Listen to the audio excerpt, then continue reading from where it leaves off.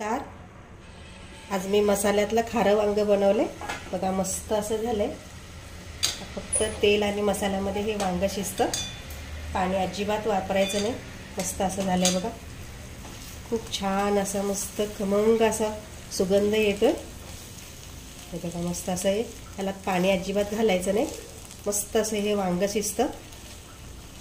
ते तुम्हाला 3-4 दिवस टिकायचं असेल तर एक छान ट्रिक सांगितली आहे मी पुढे व्हिडिओमध्ये, तेव्हा व्हिडिओ शेवटपर्यंत बघा। कसं करायचं ते बघूया चला। तर इकडे मी अर्धा किलो वांगे घेतलेत, असे बारीक वांगी आहेत बघा।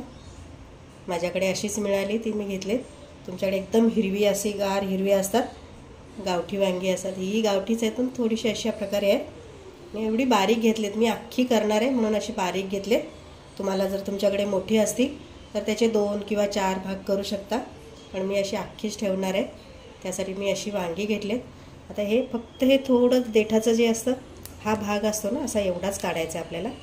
हे बघा, हे एवढंच काढायचं आहे, पूर्ण काढायचं नाही। हा देठ यालाच खूप छान चव येते, अशीच ठेवायची आपल्याला। आणि आता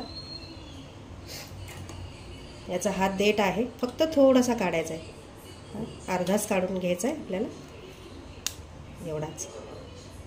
आणि याचे 4 भाग करणार आहे मी, इकडून बंद ठेवणार आहे आणि इकडून 4 भाग ठेवणार आहे। त्याआधी भांड्यामध्ये पाणी घ्यायचं आहे।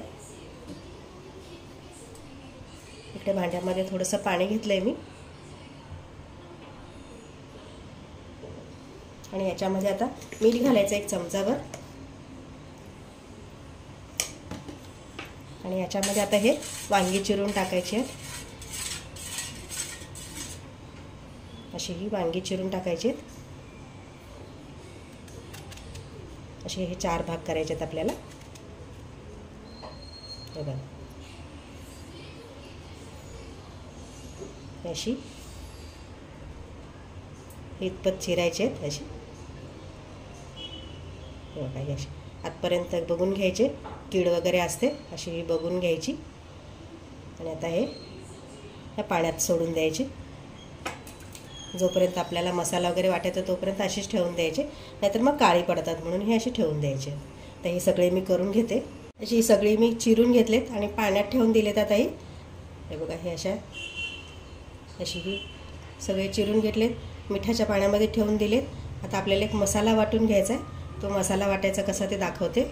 मसाला वाटायला मिक्सरचं भांडं घ्यायचं आहे, त्यामध्ये हे सुकं खोबरं आहे, एक अख्खी खोबऱ्याची वाटी, त्यातली अर्धी खोबऱ्याची वाटी घेतली, असं हे बारीक कट करून घेतले, त्याच्यात घालायचं आहे। एक 10-12 लसणाच्या पाकळ्या त्या घालायच्या, आणि एक मूठभर कोथिंबीर आहे, ही धुवून स्वच्छ धुवून कोरडी करून घेतली, आता ते मी वापरते याच्यामध्ये। आणि हे एवढंच आपल्याला पाणी न घालता जेवढं बारीक वाटता येईल तेवढं वाटून घ्यायचं आहे। आता आपण हे वाटून घेऊया। वाटून घेतलं आहे बघा मी, इतपत असं बारीक झालं, पाणी नाही घालायचं, अशा प्रकारे हे असं वाटून होतं। जेवढं बारीक वाटता येईल एवढं हे वाटून घ्यायचं आहे। ही वांगी आधी पाण्यातली आपण अशी पूर्ण निथळून घ्यायची, याचं पाणी सगळं असं निथळून घ्यायचं, दाबून दाबून याचं पाणी काढून घेऊया,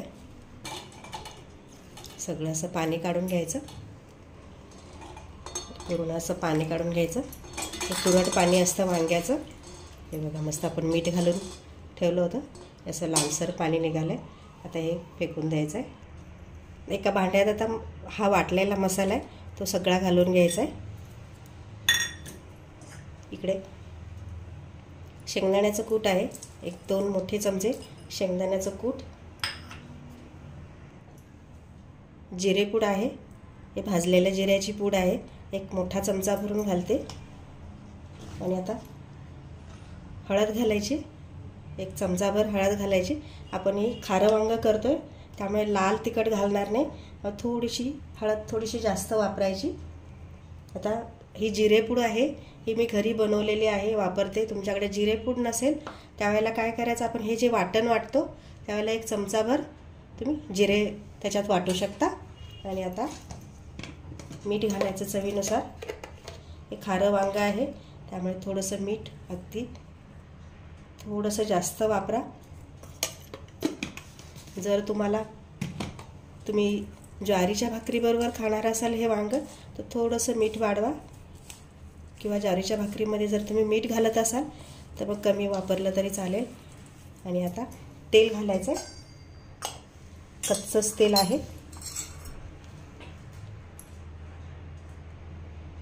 एक मोठा चमचा भरून कच्चं तेल वापरते मी. शेंगदाण्याचं तेल आहे हे. मी जेवणामध्ये शेंगदाण्याचंच तेल वापरते. तर हे सगळं एकजीव करून घ्यायचं आपल्याला. छान मिक्स करून घ्यायचं. आणि आता हे वांग्यात भरून घ्यायचं आपल्याला. तर ही वांगी अशी चिरून ठेवलेली आहेत, त्याच्यात पूर्णपणे हा मसाला भरायचा. हे खारं वांग आहे त्यामुळे आपण लाल तिखट वापरलेलं नाही. मी लाल तिखटामधले हे वांग बनवून दाखवले, त्याचा व्हिडिओ देते मी, लिंक देते, तोही बघून घ्या. छान असं मस्त तेही अगदी 2-3 दिवस तेही वांगी फार छान टिकतात.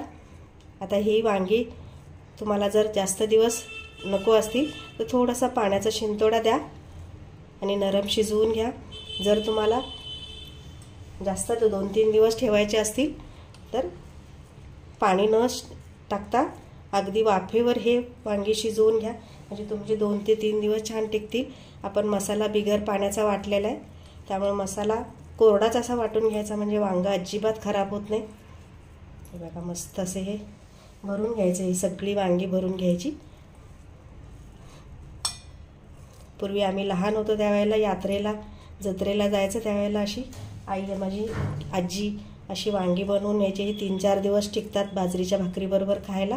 प्रवास मोठा असायचा, बैलगाडीचा प्रवास असायचा, त्यामुळे वाटेत खायलाही अशी वांगी, कारलं किंवा वाटली डाळ, जी हरभऱ्याची डाळ वाटून करतो त्यालाही पाणी न घालता फक्त तेलावर अशी छान शिजवून घ्यायची. हिरव्या मिरचीचा खरडा असं सगळं असायचं पूर्वी. हे असं बघा मस्त सगळं हे भरून घ्यायचं. हे असं सगळं भरून घ्यायचं. बघा छान असं हे आतपर्यंत हा मसाला जाईल एवढं भरून घ्यायचं आहे. आता आपण लगेच फोडणी करूया. कढई गरम झाली. आता 2 मोठे चमचे तेल घालायचं आहे. तेल थोडंसं जास्त वापरा कारण आपण याच्यात पाणी वापरणार नाही, त्यामुळे तेलावरच हे वांग शिजवायचं आहे. आता याला छान गरम होऊ द्यायचं आहे तेल.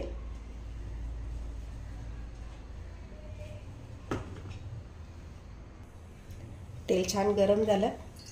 अर्धा चमचा मोहरी घालायची. मोहरी छान तडतडू द्यायची आणि मग आपण बाकीची वांगी सोडायची इथे.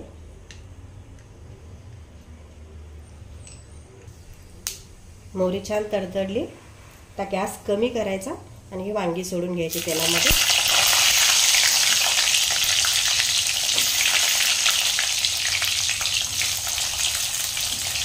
गॅस एकदम कमी करायचा, तर मग वांग्यात थोडंसं पाणी राहिलेलं असतं त्यामुळे तडतडतं.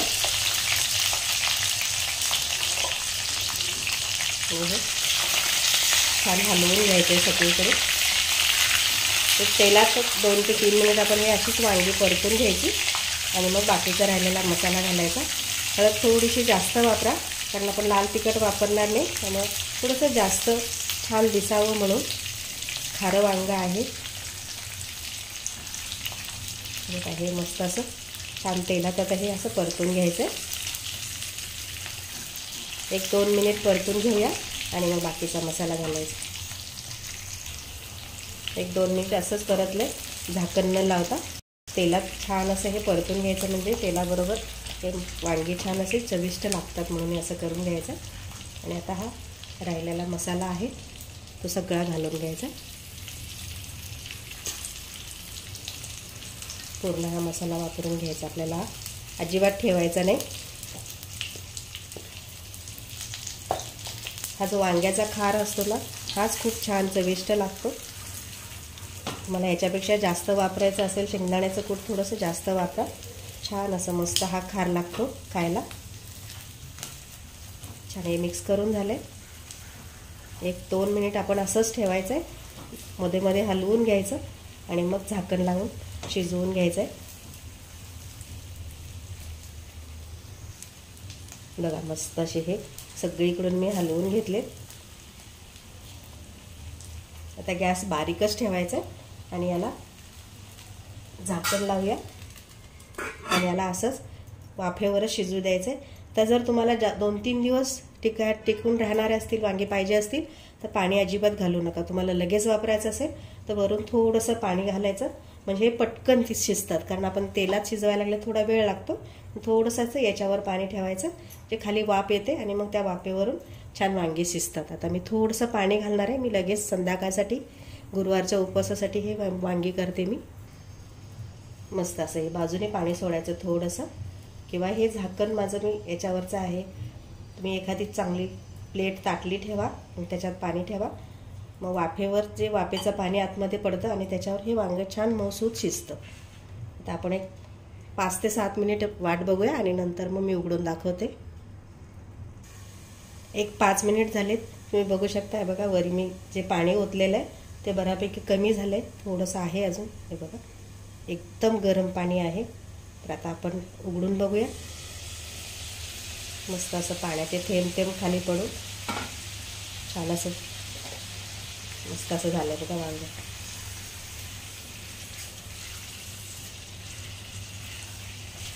अजून थोडंसं शिजायला वेळ लागणार आहे. आपण ह्याच्यात पाणी अजिबात घातलेलं नसतं, वाफेवरच फक्त शिजतात हे वांगी. किंवा तुम्हाला प्रवासात न्यायचे असतील तर परत सांगते मी, पाणी अजिबात ठेवू नका, फक्त तेलावर करा.